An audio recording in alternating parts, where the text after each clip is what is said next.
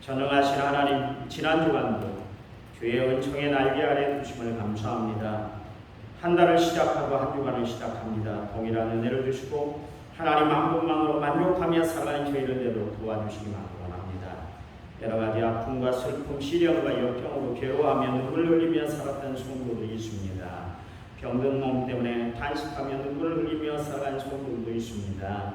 하나님의 뜻이 어디 있는지 우리는 알 수 없기 때문에 이렇게 기도합니다. 하나님, 그래도 한 번 더 저들을 일으켜 주옵소서. 저들에게 걷기도 하게 하고 뛰는 즐거움도 허락해 주시옵소서. 세상은 온통 힘 빠지고 매 빠진 소식뿐이지만 하나님께 소망을 두는 사람답게 낙심하거나 불안해하지 않게 하여 주옵소서. 이런저런 사정으로 예배 자리에 함께하지 못한 성도들을 위해서 기도합니다. 어느 하늘에 있든지 간에 저들을 평안 가운데 인도해 주시기만을 원합니다. 부족한 종이 말씀을 듣고 섰습니다. 가슴 뜨거운 감동이 충만케 하셔서 치료와 회복과 부흥의 시간이 되게 하여 주시옵소서. 예수님의 이름으로 기도했습니다. 아멘. 아멘. 자, 옆분과 인사하는데 은혜 받으시기 바랍니다. 인사하세요.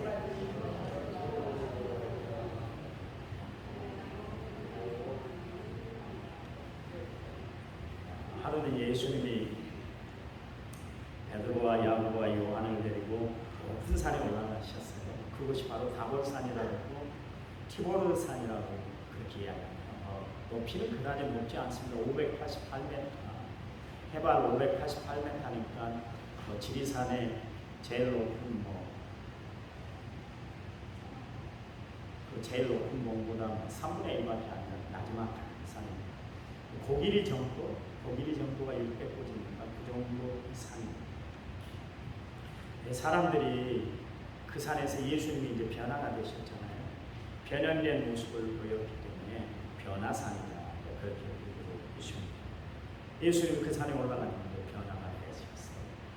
얼굴이 해같이 빛났고요. 온몸이 빛처럼 환하게 빛났습니다. 그리고 예수님이 거기서 모세와 엘리야와 그렇게 대화를 나누는 장면을 예수님의 제자들이 목격하게 되었던 것이죠. 그러니까 베드로가 주여, 우리가 여기 있는 것이 좋사오니 주께서 원하시면 제가 초막을 셋을 짓는데 하나는 주님을 위하여, 하나는 모세를 위하여, 하나는 엘리야를 위하여 그렇게 만들고 싶습니다. 그런 이야기를 했어요. 그때 구름이 세 사람을 딱 덮으면서 구름 속에서 음성이 들려왔는데 이는 내 사랑하는 아들이요 내 기뻐하는 자니 너희는 그 말을 들을지어다. 그의 말을 들을지어다. 그랬습니다. 세 제자들이 하나님의 음성을 들었으니까 얼마나 두렵고 떨렸겠어요. 그 자리에서 그냥 납죽 엎드리고 말았습니다. 그때 예수님께서 제자들의 손을 잡아 일으켜 세우시면서 일어나라, 두려워하지 말라 그랬어요. 그리고 제자들이 눈을 딱 떠봤더니 그 자리에 모세도 엘리야도 사라지고 오직 예수님만 그 자리에 남아있습니다. 결론은 예수님뿐입니다. 여러분, 우리의 삶에 있어서 가장 중요한 것은 오직 예수님뿐인 줄 믿으시기 바랍니다. 성도 여러분, 우리 눈에 사람이 보여서는 안 돼요. 예수님이 끝내 보여야 돼요. 베드로와 그의 제자들은 사람을 봤어요. 이스라엘 백성들에게 있어서 모세와 엘리야는 정말 절대적인 존재. 여러분이 잘 아시는 것처럼 모세는 이스라엘 백성들을 출애굽시키는데 지도자로 가장 우뚝 섰던 사람이 바로 모세였습니다. 이스라엘의 건국자. 모세 없이는 이스라엘을 생각할 수가 없습니다. 엘리야는 또 어떤 사람입니까? 선지자 중에 선지자란 말이죠. 여러분, 구약 성경 마지막 성경인 말라기서인데 말라기서가 4장으로 되어 있어요. 그 마지막 4장에 보니까 엘리야로 끝을 맺고 있습니다. 그러니까 이스라엘 백성들이 어떤 백성이냐면 메시아를 기다리는 백성입니다. 그런데 메시아가 바로 오기 전에 그때 엘리야가 올 것을 언급하면서 구약 성경이 끝을 맺고 있죠. 그런 면에서 모세는 율법을 이룬 사람이고 엘리야는 예언을 이룬 사람이다. 그렇게 이야기할 수가 있습니다. 그러니까 이스라엘 나라에서 그러니까 지금까지 살아온 선배들 중에 가장 영향력이 있고 가장 존경받는 사람 모세와 엘리야가 예수님과 같이 그렇게 서 있는 것을 보고 제자들이 있는 깜짝 놀란 거예요. 그래서 땅에 엎드려줍니다. 그때 제자들은 사람을 구하죠. 그러나 결국 그 자리는 오직 예수님만 남았다는 것을 아주가 있습니다. 오늘 본문의 마지막은 이렇게 끝을 맺고 있습니다. 제자들이 눈을 들고 보면 오직 예수 위에는 아무도 보이지 아니하더라. 여러분, 교회 와서 사람이 보이면 안 되는 거예요. 목사나 장로나 성도가 보여서는 안 되는 것입니다. 오직 예수님만 보여야 돼요. 흔히 처음 교회에 나오면 예수님이 보이지 않고 사람들이 보이게 되어 있습니다. 그래서 목사가 왜 저래, 장로들이 왜 쳤다해요? 아니 교인들이 왜 저렇게 그러면서 회의감을 느끼기가 쉽습니다. 그래서 사람 때문에 왔다가 사람 때문에 실망하며 돌아가는 일들이 우리 주위에 얼마나 많은지 모르겠습니다. 그러나 목사도 그럴 수 있습니다. 장로도 그럴 수 있어요. 교인들도 그럴 수 있어요. 여러분, 교회는 완전한 사람들, 완전한 것들이 모인 곳이 아니라는 것을 여러분 아셔야 돼요. 구원이 필요한 사람, 예수 그리스도의 구원으로 살아가는 사람들이 바로 예수 믿는 사람들이기 때문에 그렇습니다. 구원받은 사람이라는 것은 완전한 사람들이 아니라 완전을 향하여 가는 사람들을 뜻하는 것입니다. 교회에 와서 여러분 완전한 사람을 찾지 말고 오직 완전하신 예수님을 찾는 성도들이 되시기를 간절히 부탁을 드립니다. 오직 예수님만 보이는 것이 교회예요. 오직 예수님만 보여야 예수님의 공동체가 되는 것입니다. 두 번째, 여러분의 눈에 환경보다는 예수님을 보시고 살아가는 성도들이 되시기 바랍니다. 베드로는 예수님이 모세와 엘리야와 같이 있고 그리고 이야기하는 모습을 직접 눈으로 체험을 했습니다. 그리고 나서 이런 이야기를 하죠. 주여, 우리가 여기 있는 것이 좋사오니 주께서 만일 원하시면 내가 여기서 초막셋을 짓되 하나는 주님을 위하여, 하나는 모세를 위하여, 하나는 엘리야를 위하여 하나이다. 그런 이야기를 했습니다. 베드로가 그런 이야기를 했어요. 베드로는 지금 좋은 환경을 구하십니다. 여러분, 이스라엘 나라에서는 집을 지을 때는요, 꼭 산 위에 집을 짓습니다. 왜냐하면 지중해의 그런 시원한 바람, 신선한 바람을 막기 위해서 그렇게 산 위에다가 집을 지었습니다. 그래서 이스라엘 모든 동네가 산 위에서부터 시작이 됐습니다. 그래서 주님도 비유를 드실 때 이런 이야기를 했죠. 산 위에 있는 동네가 숨기우지 못할 것이다. 베드로는 이 좋은 곳에 산 위에다가 초막셋을 짓고 싶습니다. 그런 이야기를 했습니다. 좋은 환경을 만들어서 살고 싶다. 그런 이야기를 저 밑에 세상에 가서 복잡 가난하고 시끄러운 세상에 내가 붙들려 살아가는 것이 아니라 예수님과 함께 모세와 엘리야와 함께 그곳에서 하나님의 성현들과 함께 만나서 그렇게 즐겁게 대화하고 신선 노름하면서 살아가고 싶다. 그런 이야기예요. 베드로는 주변의 환경을 보고 황홀경에 빠져서 그런 이야기를 했지만 결국 그곳에서는 예수님만 보였습니다. 그곳에서 환경을 보고 베드로는 초막셋을 짓고 살고 싶었습니다. 그러나 결론은 오직 예수님이었습니다.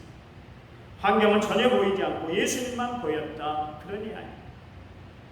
1871년 미국 시카고에서 한 도시에 불길이 휩싸였습니다. 완전히 시카고가 다 불에 탑보였습니다. 그 당시 소가 예암간에서 난로를 건드렸는데 그게 쓰러져가지고 불이 나기 시작했는데 온 시내 시카고가 다 불이 붙고 말았습니다. 당시 무디 목사님이 시카고에서 목회를 하고 있었을 때였죠. 무디 목사님이 목회하는 교회가 잿더미가 되었습니다. 그리고 그분이 지내시던 사택도 다 불타 없어지고 말았습니다. 그랬더니 그 소식을 접한 다른 지역의 성도가 이 무디 목사님을 위로하기 위해서 찾아왔어요. 그러면서 이야기를 합니다. 모두를 이렇게 다 불타버렸네요. 그런 이야기를 했습니다. 그때 무디 목사님이 이런 이야기를 했어요. 그래도 예수님 한 분만은 남아있지요. 그분이 다 하실 것입니다. 그랬어요. 그랬더니 무디 목사님 말 그대로 이전의 성경보다 더 큰 교회를 지어서 하나님 앞에 봉헌했던 것을 아주가 네덜란드에 오래된 품 여사가 있는데요. 나치 정권 하에 그 유대인들을 그렇게 보호해주고 또 숨겨주었다고 해서 그것이 발각이 돼서 감옥에서 지내게 됐습니다. 얼마나 모든 핍박을 당하고 시련을 당하고 린치를 당하고 위협을 당하고 협박을 당했는지 몰라요. 원죄에 사형당할지 모르는 암담한 불굴 속에서 지냈습니다. 그런데 기적적으로 그가 나치 정권이 무너짐으로 말미암아 기적적으로 살아날 수가 있었어요. 그가 해방되고 나서 기자들에게 이런 인터뷰를 그렇게 이야기를 했습니다. 만일 내가 이 사상 형편을 받고 살았다면 나는 감옥 그 모진 고문 속에서 살지 못했을 것입니다.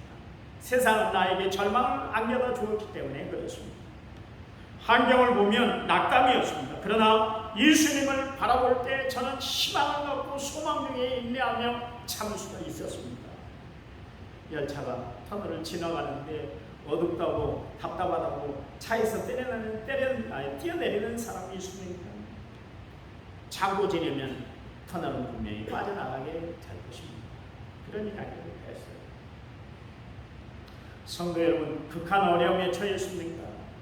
감당하기 어려움 때문에 매일매일 살아가는 것이 너무나 무척 버겁고 힘드세요? 나는 왜 이런 환경 속에서만 살아야 하는가? 그것 때문에 자괴감이 들고 회의감이 찾아옵니까?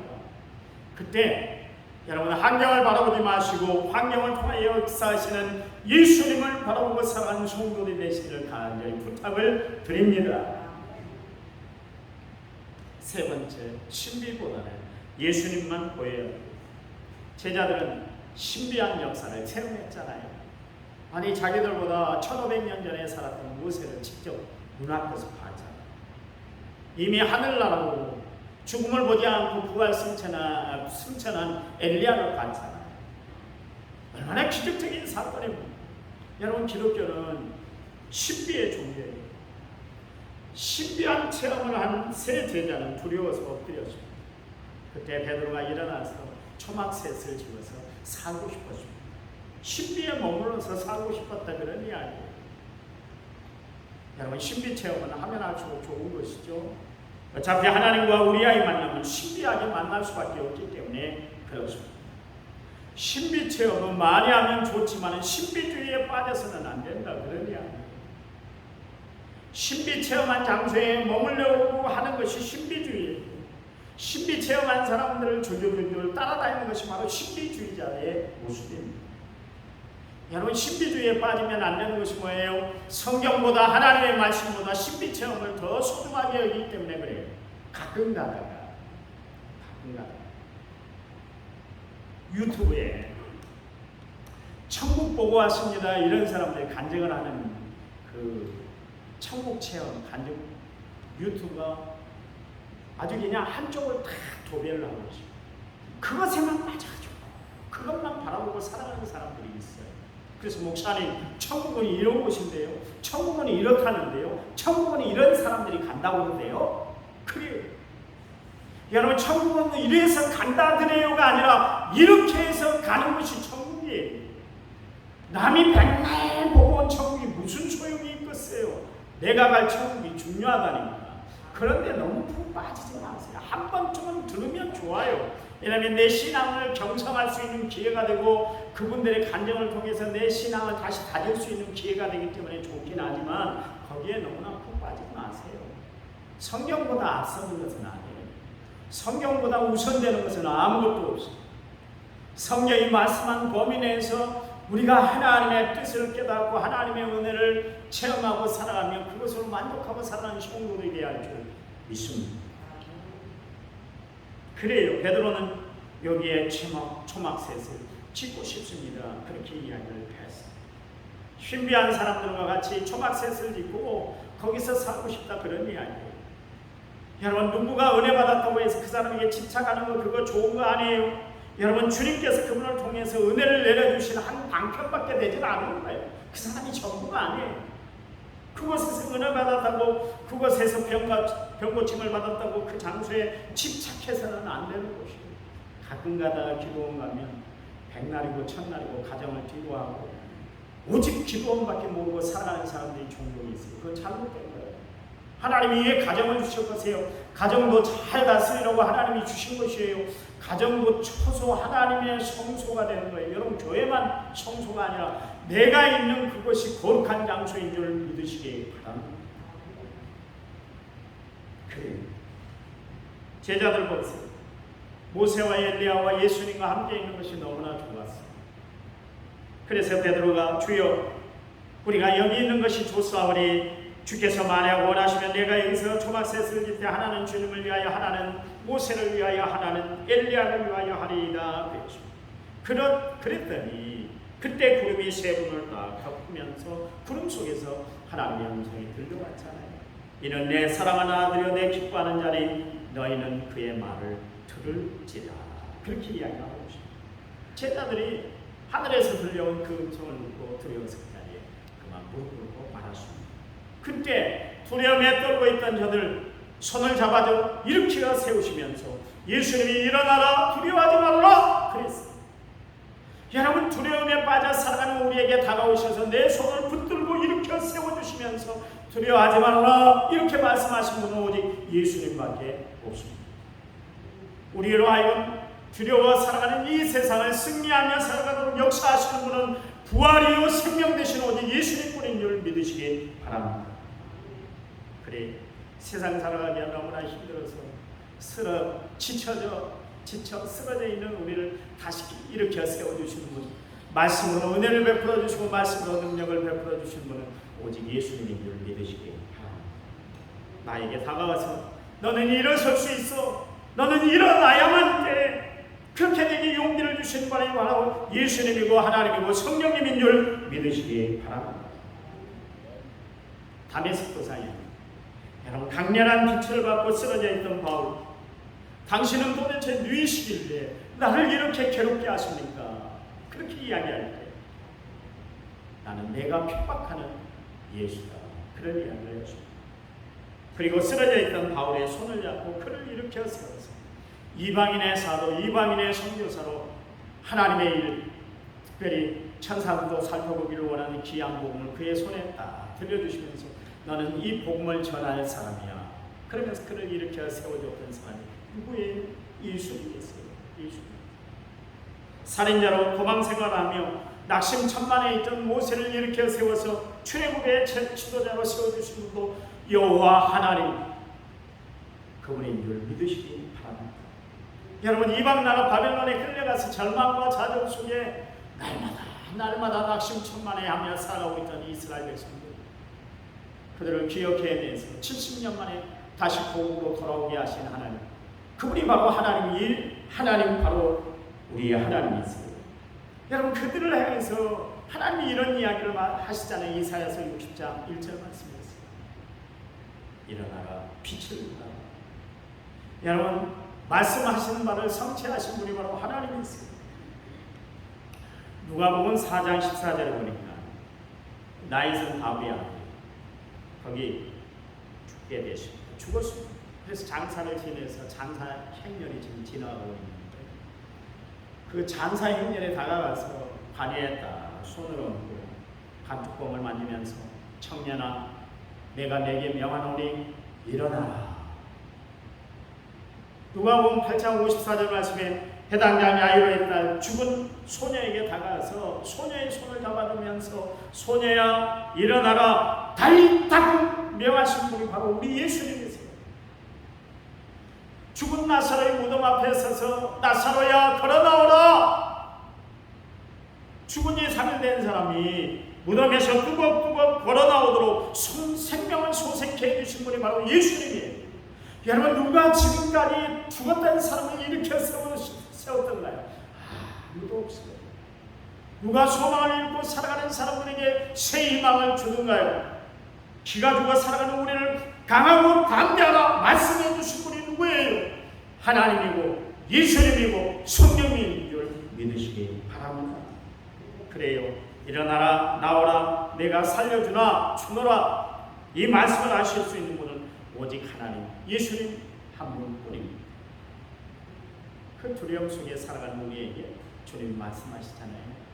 두려워하지 말아라, 일어나라 말씀하고 계십니다.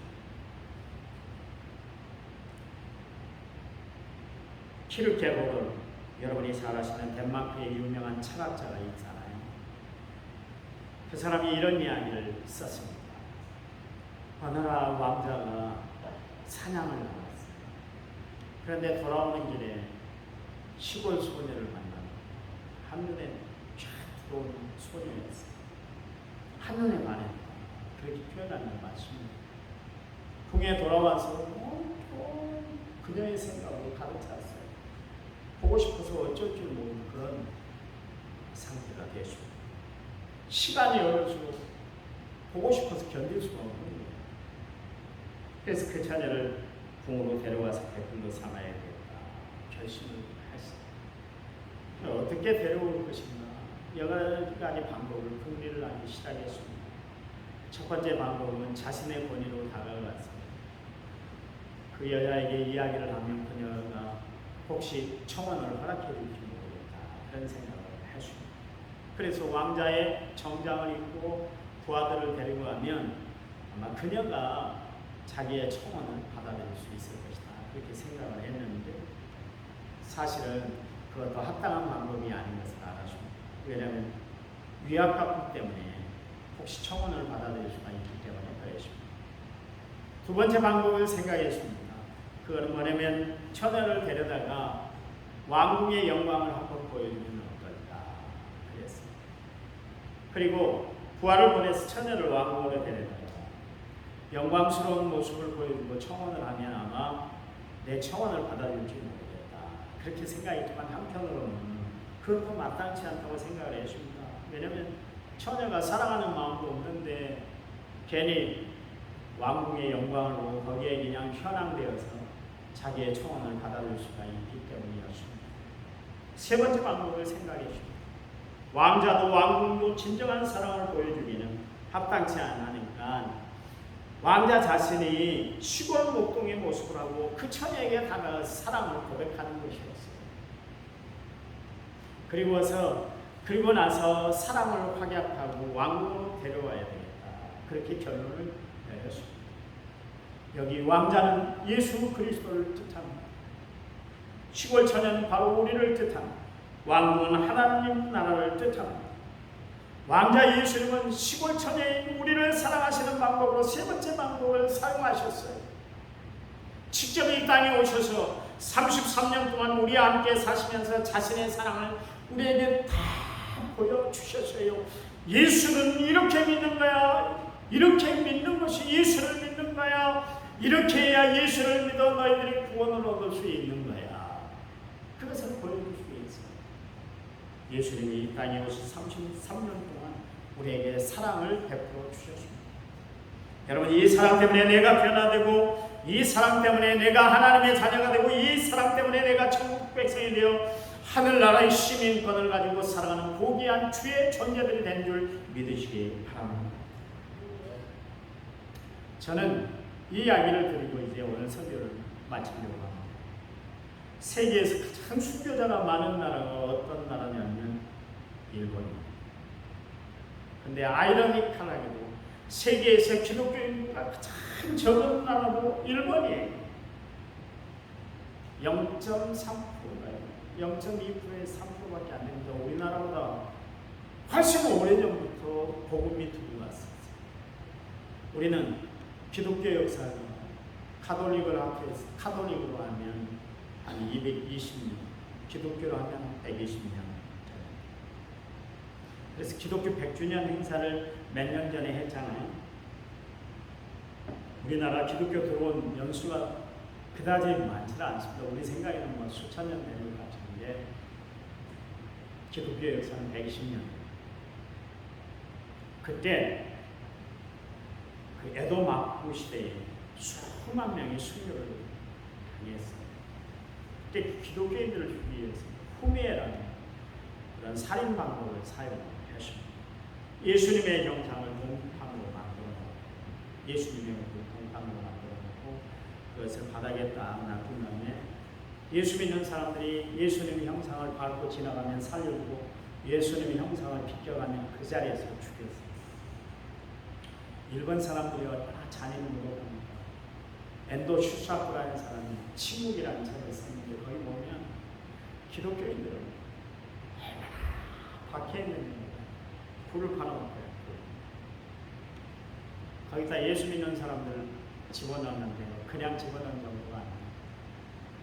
여러분 그 영화를 보면 콜로세움에서 로마 사람들이 예수 믿는 사람들을 그 광장 한가운데 딱 운동장 한가운데 모여놓고 굶주린 맹수를 풀어서 맹수가 물어 죽게 만들었죠. 일본 사람들은 더 잔인한 방법으로 했는데 불을 파놓고 그 안에 예수 믿는 웅덩이를 파놓고 그 안에다가 뱀하고 쥐 이런 짐승들을 넣어가지고 사람들을 물어뜯어 죽게 만들었어요. 그때가 바로 에도 마쿠 시대입니다.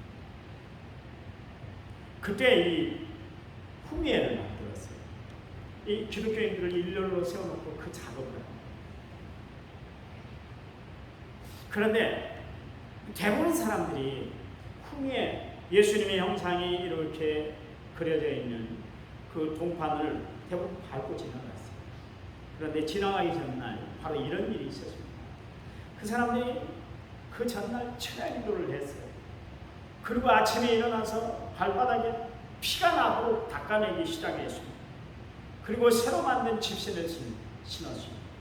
그리고 조용히 예수님의 얼굴을 밟았어요. 그때 예수님이 뭐라 했냐면 그 선교사로 간 신부입니다. 선교사님도 막 갈등이 되는 거예요. 이 예수님의 얼굴 형상을 내가 밟아야 되냐 말아야 되냐. 나를 보고 많은 사람들이 일본 사람들이 똑같이 따라서 할 텐데 어떻게 해야 하지? 내가 하나님 앞에 기도했어요. 그 순간 그랬더니 밟아라. 내 얼굴은 밟히라고 있는 거야. 그래서 이 신부님을 밟고 가니까 다음 사람들도 다 밟고 예수님의 형상을 밟고 난 다음에 그들은 바로 뒷산에 올라가서 밤새도록 흐느끼면서 하나님 앞에 회개의 기도를 드렸어요. 그리고 자신들의 믿음을 회복하고 다시 신앙생활을 하게 됐습니다. 비록 예수님의 형상을 밟고 지나가 무사들의 칼로부터 살아났지만 그 후로는 죄인된 모습을 벗어버리고 하나님께 통곡하며 지냈다. 그런 이야기. 우리도 때때로는 예수님 얼굴에 정말 먹칠을 할 때가 있어요. 예수님을 욕되게 하며 살아갈 때가 종종 있습니다. 그때 우리는 예수님을 찾아야 돼요. 회개하며 하나님 앞에 용서를 구하며 살아가는 성도들이 되어야 할 줄 믿습니다.